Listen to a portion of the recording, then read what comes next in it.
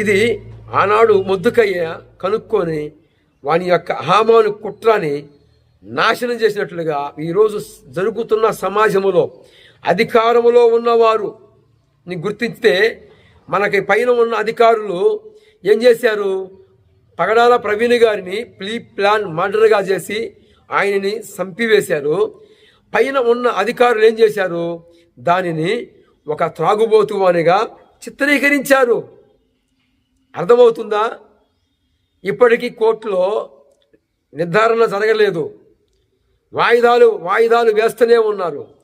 మన యొక్క దైవ సేవకుడు బౌద్ధకుడు మరి సత్యం పట్ల గలవెత్తి ఇప్పటికీ కూడా పగడాల ప్రవీణ్ అన్న ఆ యొక్క మటల వెనకాల ఉన్నవారిని ఇప్పటి వరకు కోర్టు మరలా వాయిదాలు వేస్తూనే ఉంది. ఇప్పటికీ నిర్ధారణ లేదు. కారణం ఏంటి అంటే పైన ఉన్న అధికారులు ఎప్పటికప్పుడు త్రాగుబోతువానిగా చిత్రీకరించింది కాక ఆ కోర్టుని వాయిదాలు తిప్పుతూనే ఉన్నారు. ఈరోజు ఏం జరుగుతుందో చూసారా? ఆనాడు హామాను అనేవాడు ఎలాగైతే ప్లాన్ చేసి ఉరికొయ్యను తయారు చేశాడో అలాగనే క్రైస్తవానికి ఉరికొయ్య తయారు చేస్తూ ఉన్నారు. క్రైస్తవులుగా ఉన్న వారందరికీ ధనికులుగా ఉన్న వారందరికీ ఆర్టికల్ 25 ప్రకారముగా రాజ్యాంగంలో మనకి హక్కులు ఉన్నాయి. ఆ హక్కులన్నింటినీ ఉల్లంఘిస్తూ ఉన్నారు. ఈరోజు కొంచెము గమనించండి. రాజ్యాంగంలో హక్కులు ఏమైపోతున్నాయి? ఎవరి మతాన్ని వారు స్వీకరించే హక్కులు, స్వేచ్ఛ, స్వతంత్రం ఉంది. అయినా ఏమైపోతుంది? కొంచెము జ్ఞాపము చేసుకోనండి.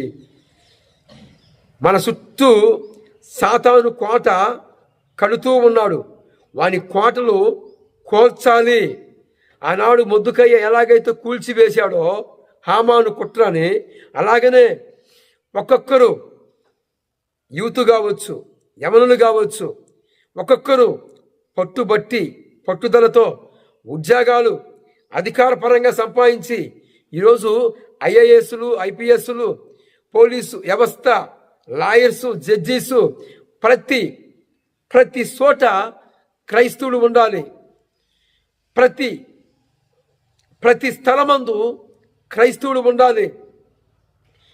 అదే జస్టిస్ స్థానంలో మరి ఉంటే పగడాల ప్రవీణ్ అన్న మరణ వెనకాల ఉన్నవారిని వెంటనే నిర్ధారణ చేసేది కదా. మన వాళ్ళు హైకమాండ్లో ఉంటే నిర్ధారణ జరిపించేవాళ్ళు కదా.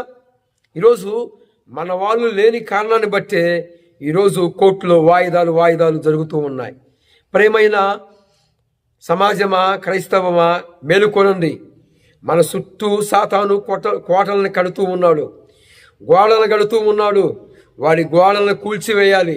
ఇది ఒకరితో కాదు, సభ్య సమాజంలో ఉన్న వారందరూ కూడా మానవత్వంతో ఆలోచించి మనం చేస్తున్న మార్గములో మోక్షానికి వెళ్ళే దారి లేదు. మనం పోతున్న మోక్షానికి దారి లేదు. మనం పోతున్న మార్గము కరెక్ట్ కాదు, మోక్షానికి తీర్చేది కాదు అని సభ్య సమాజంలో ఉన్న వారందరూ కూడా గుర్తించాలి, గుర్తుపట్టాలి. కాలము సంపూర్ణమై ఉంది, ఆసన్నమైంది కనుక సాతాను కోటలను కూల్చాలి అంటే, సాతాను ప్లాన్ని పటాపంచలు చేయాలి అంటే ఇక సందేహమేమీ లేదు. No doubt. ప్రతి సమయంలోనూ ఆయన మనకు ఒక ఆలోచన ఇస్తాడు. ఆయన ఎప్పుడు ఆలోచనిస్తాడు? మనము ఆలోచించడం మొదలుపెట్టినప్పుడు మనకు సహాయపడతాడు. ఈ మాట ఎఫెసీ పత్రిక 3వ అధ్యాయము 20-21 వచనములో మనకి ఆలోచన మనకిస్తానని వాగ్దానం చేశాడు. అడిగే వాటికంటే, ఊహించే వాటికంటే అత్యధికంగా దయచేయగలిగిన దేవుడు మన పక్షమును ఉన్నాడు. నువ్వు ఆలోచించు. దేవదాసీలుగా ఉన్నవారు ఎవరి బిడ్డలు? జోగినీలుగా ఉన్నవారు ఎవరి బిడ్డలు? కొద్దిగా గమనించండి. రాజ్యాంగంలో పొందుపరిచిన మాటలన్నీ ఎడిపోతున్నాయి. ఈరోజు పగడాల ప్రవీణ్ గారు ఆ యొక్క మరణం వెనకాల ఎంతమంది ఉన్నారు? సమాజంలో ఉన్నవారందరికీ తెలుసు. ఒక దైవజనుడి మీద నింద సృష్టించి చిత్రీకరించి ఒక ప్లాన్ మర్డర్ని జరిగించింది కాకుండా ఏమండి క్రైస్తవం ఏం చేసింది? ఒక మంచి మార్గం చూపించింది. ఈరోజు త్రాగుబోతులు మారారు, నరహంతకులు మారారు, రౌడీ స్పీటర్లు మారిపోయారు. ఏంటండి?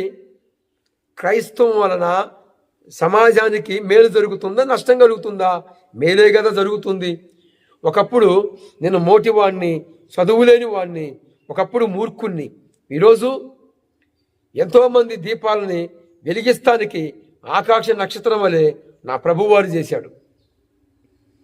ఈరోజు నాలాంటి వారు, నాకంటే మూర్ఖంగా ఉన్నవారు, రౌడీ స్పీటర్లు, నరహంతకులు, నరహత్యకలు చేసేవాళ్ళు ఈరోజు మారు మనసు పొంది ఎంతోమంది జీవితాలని వెలిగిస్తున్నారు. ఈరోజు మాంత్రికులు మారిపోతున్నారు. క్రైస్తవము సమాజానికి మేలే చేస్తుంది, కీడు చేయట్లేదు. అలాంటప్పుడు క్రైస్తవుల మీద ఎందుకు పగబడుతున్నారు? సమాజంలోకి వచ్చి, బజారులోకి వచ్చి దేవుని వార్త మోసుకొని వస్తూ ఉంటే ఎందుకు భయం కలుగుతుంది? What problem? What is this? ఏం జరుగుతుంది? భయం కలుగుతుందా? సత్యము తెలుసుకుంటారని, అబద్ధములోనే ఉండాలిరా వీళ్ళు అని భయం కలుగుతుంది. నీ కాళ్ళ సబ్జెక్ట్ ఉంటే నువ్వు ప్రకటించుకో, తప్పు లేదు.